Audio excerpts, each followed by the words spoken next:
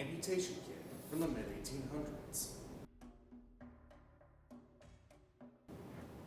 an alchemy book from 1603, a naval uniform once belonging to a local resident, and Ken McCutcheon's 959 Days Overseas. Within the campuses of universities around the world lie amazing stories waiting to be told. I'm Dalton Ewer, and this is University Uncovered.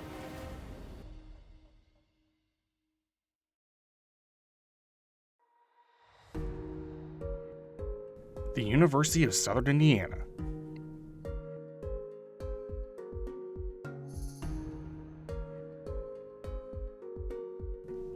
A small public college located just outside the city of Evansville, Indiana.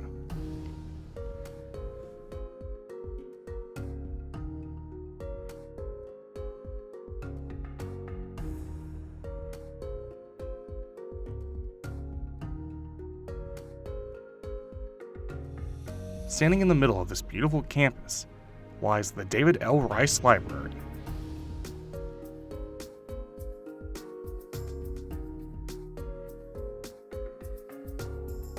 Located on the third floor is an area that houses the university's most intriguing items. The University Archives. Jennifer Green, the University Archivist at USI for 17 years, has met with us to discuss the archive's most interesting items, the first of which, an amputation kit from the mid-1800s. So over here we have one of our most popular items. Everyone always likes to see the amputation kit. This is from about an 1850s, 1860s doctor's office. This would have been before we had things like anesthesia and painkillers. So you have a bone saw down here. That's what this would have been for. And then you would have had, or for tendons and nerves, and then for larger bones, you of course would have had the big solid blade. We've been wanting to get it tested to see if there's any actual blood on here, because there's some pretty weird stains.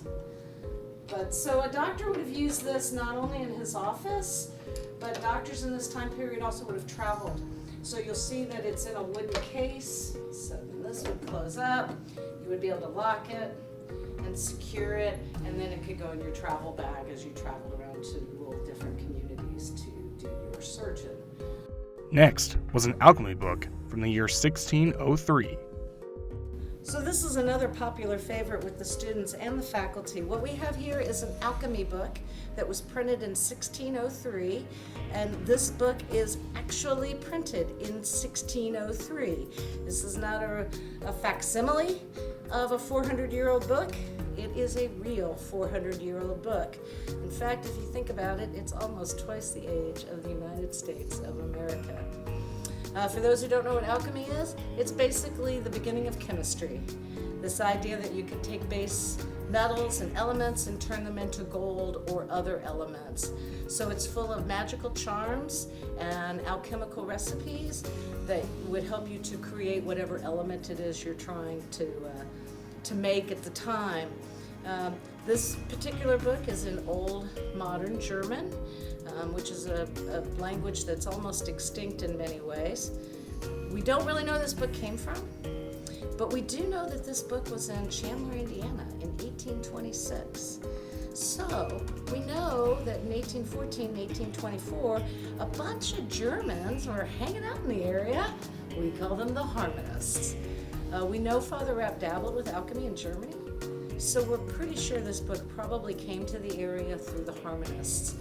It was either sold or left here when they left in 1824, because it would explain how such a precious volume ended up here in southwestern Indiana.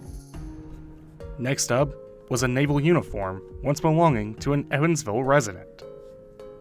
So this is a uniform that was donated by a local resident. Leonard Schlamp was his name. And this was his Navy uniform from World War II.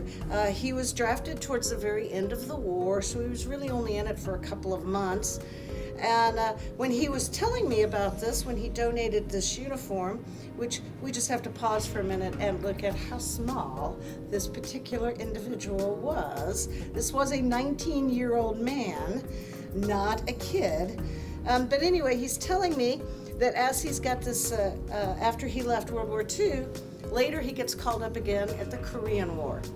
And he goes, and this was my uniform. And I said, well, but I thought you wore that in World War II. And he said, I did. I said, so when you went to Korea, you wore the same uniform? And he said, yeah. I said, they didn't even give you a new uniform, Leonard? And he said, well, the old one fit. And so there you go. So not the point. But anyway, you can see we have his complete, these are the blue uniform. We also have his whites, which was the summer uniform, and his Gundries, which is what you would have worn when you were working on the ship. He was in the communications corps. This is radio insignia. Again, you can just see how small this gentleman was, and it definitely a different era. Finally, Ken McCutcheon's 959 Days Overseas. So this is Ken McCutcheon's 959 Days Overseas. He also was a local resident and very important man to the university, as the McCutcheon family is in general. But he kept a detailed diary of his experiences in the war, and he took lots of photographs, as you can see here in the scrapbook. So when he came home, he literally chronicled his 959 days overseas. When we were setting up for a display last year, we came across this paper armband in his collection.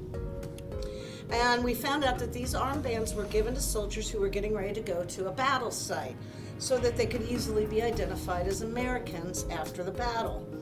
And then we realized, looking through the scrapbook, that here we have a picture of McCutcheon's company actually wearing these paper armbands.